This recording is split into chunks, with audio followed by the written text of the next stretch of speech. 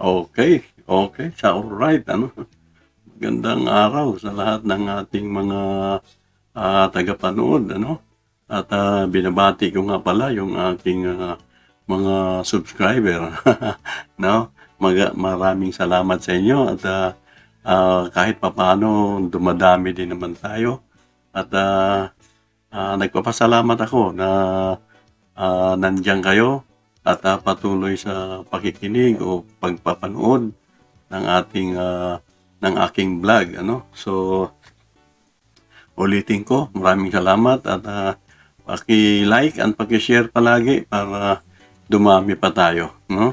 So ang topic natin ngayon o ang gusto kong ay bahagi sa inyo ang aking mga pananaw o ang aking mga kung may kritisismo man ako o pagpuna dito sa bagay na ito ay yun ang ating pag-usapan ngayon, ano. So ito lang, ano, ang sa akin lang itong ayaw ko na sana magsalita tungkol dito dahil hindi naman ito nationwide na scoop, pero tila kawawa kasi yung biktima, ano.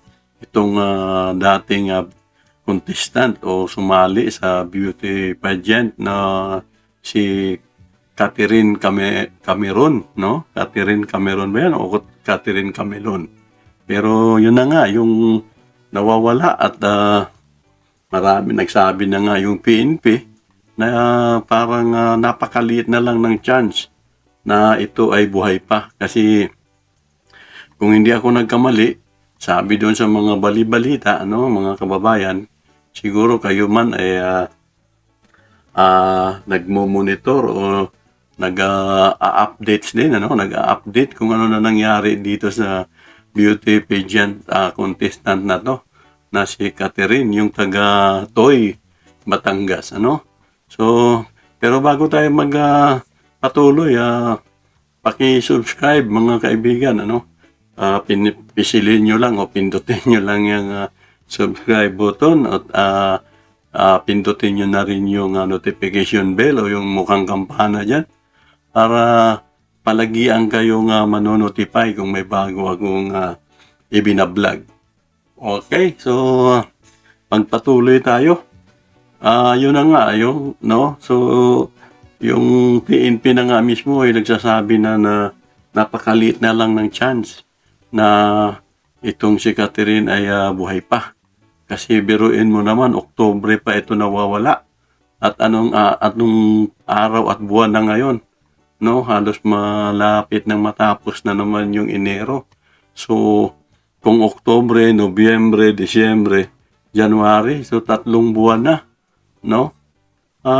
Ang masasabi ko lang, ano, bagamat mayroon silang mga nakita na yung kulay pula na sasakyan, tapos ang hindi makita yung sasakyan ng beauty itong si Catherine, ano.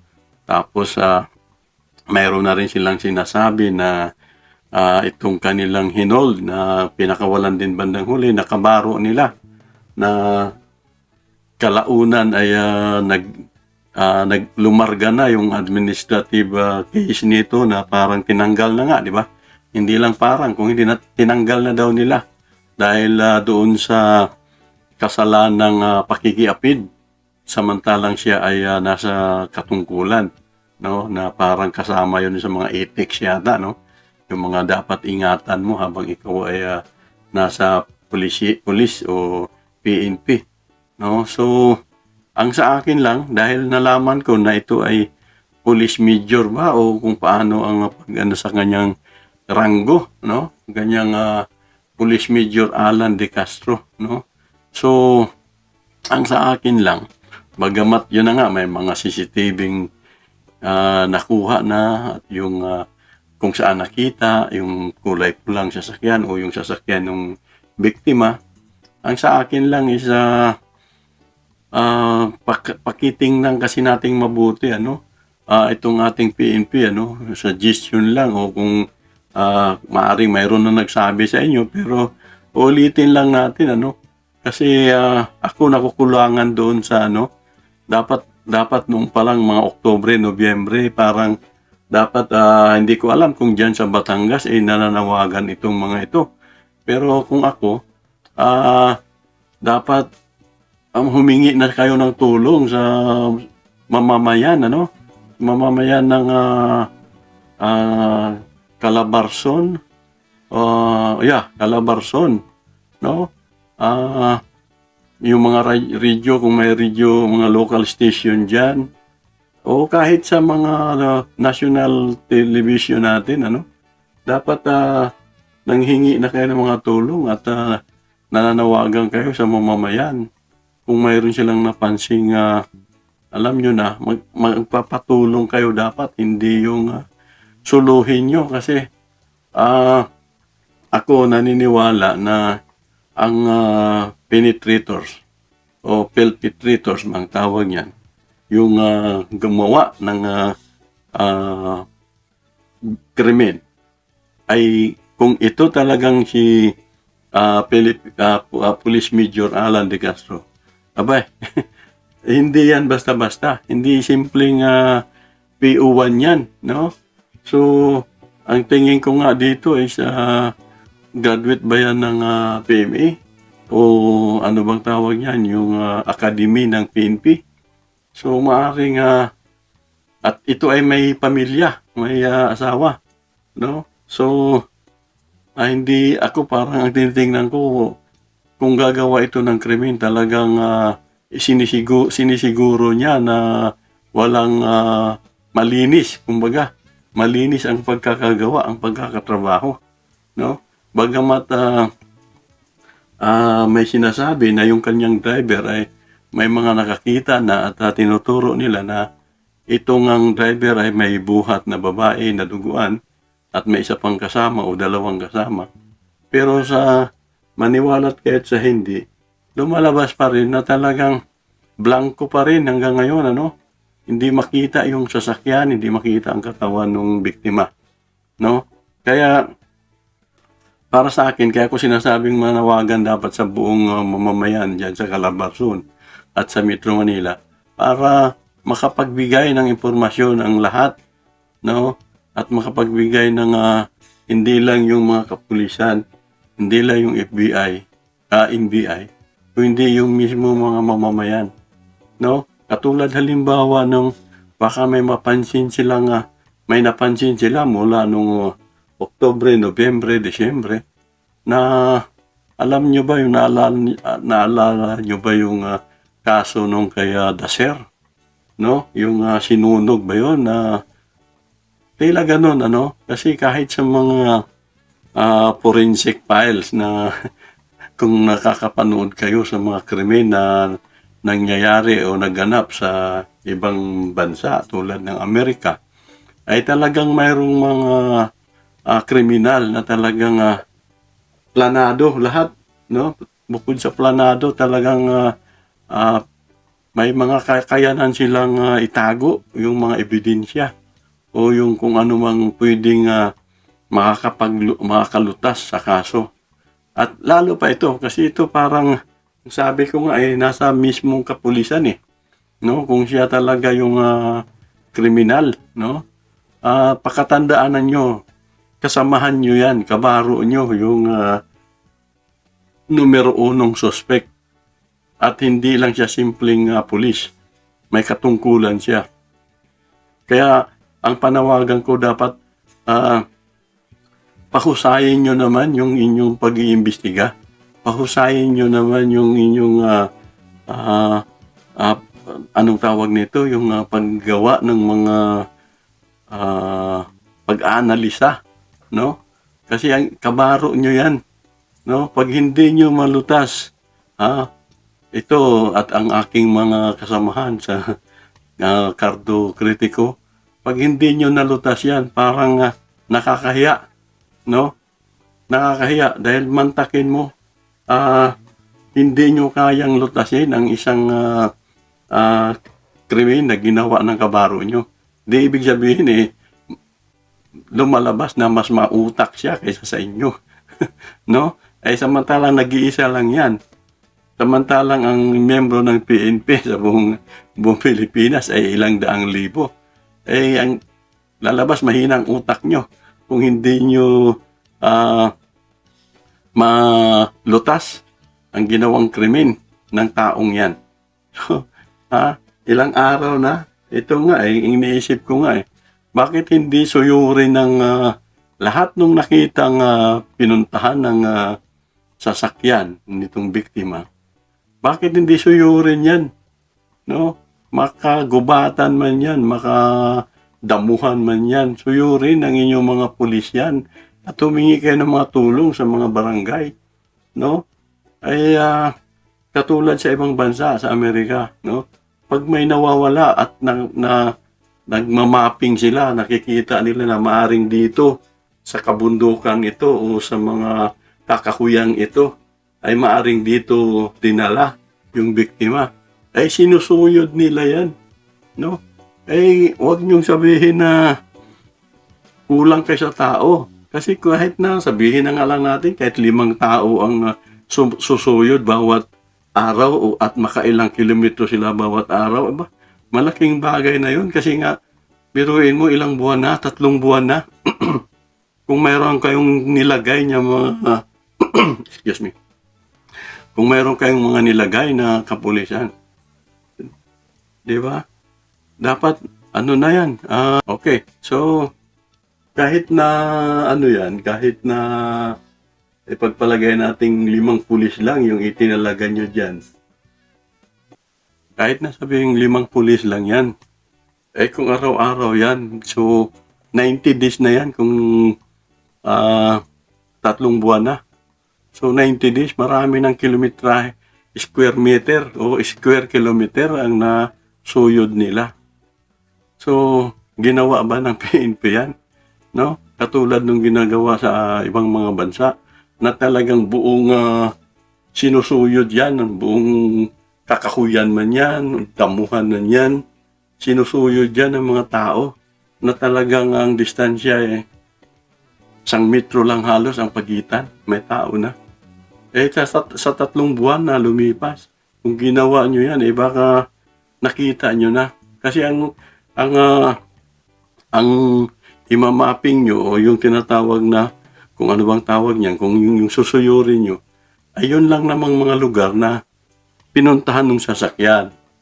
Yung talagang malaki ang hinala nyo na nandyan sa lugar na yan ang biktima. Bakit di nyo pagsuyod sa mga kabundukan o sa mga kakahuyan o sa mga damuhan dyan sa Calabarzon, ay tingnan nyo rin yung mga ilog, ano? Kasi di natin alam, baka estilong kriminal yan na ang buong sasakyan nilubog, no? Nilubog sa kung saan mang medyo malalim na mga ilog dyan sa Calabarzon. At kahit dito sa pagbalik sa Metro Manila, baka mayroong mga malalalim na ilog dyan. Bakit hindi nyo subukang tingnan? At yun na nga, kung nananawagan kayo sa mga mamamayan ng Calabarzon, kung may napansin silang mga kahinahinalang nasunog na mga bagay o na mga lugar, no? Kasi baka sinunog yung katawan ng biktima.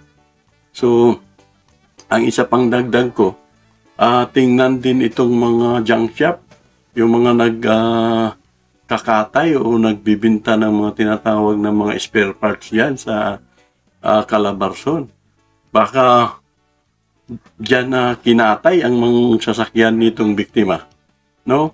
So 3 buwan ang lumipas, no? Siguro naman gumawa kayo ng mga bagay-bagay na yan para masatisfied naman ang kami, no?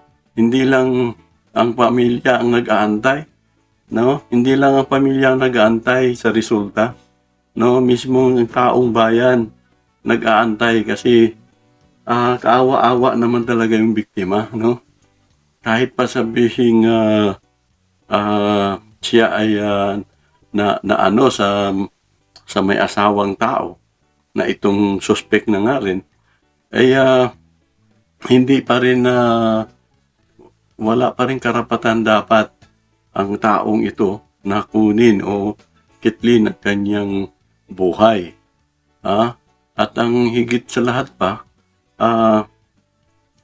napakasama nung ginawa kasi talagang dahil sa kagustuhan niya na hindi mabubuking o hindi malaman ang kanyang ginawang kasalanan, ay tila grabe ang ginawa nito, no? Grabe ang ginawang pagtago, no? Kaya isa pa sa mungkahi ko, suggestion ko, kung may mga tukoy kayong bahay na kapanalig o kapamilya niyang suspect o kaibigan ng suspect, mga barkada, kung tukoy nyo, obserbaran nyo rin o patingnan nyo rin yung mga septic tank, no? Yung mga puso negro. Kasi doon lang talaga pwedeng itago yan, no? Sa mga ilog, tulad nung naalala nyo yung Baramida na sinimento at nilubog sa karagatan yata dito sa may Nabotas, no? Kaya PNP, no? Mga Calabarzon PNP, no? At yung NBI siguro na rin, no? Kaawa-awa yung biktima. Hanggang ngayon, hindi makita. No? Sana naman ay dumami yung inyong mga sinusuri na mga lugar. Mapailog man yan, mapasapa man yan, mapabukirin man yan, mapasiptic tank man yan. No? Sana imbestigahan ninyo. Kasi inaantay namin yan. Ang mamamayan ay nag-aantay kung anong resulta niyan. Pag hindi nyo na lutas-lutas yan, parang nakakahiya. Nakakahiya talaga, no? Kasi marami nang naghihinala na yung talagang si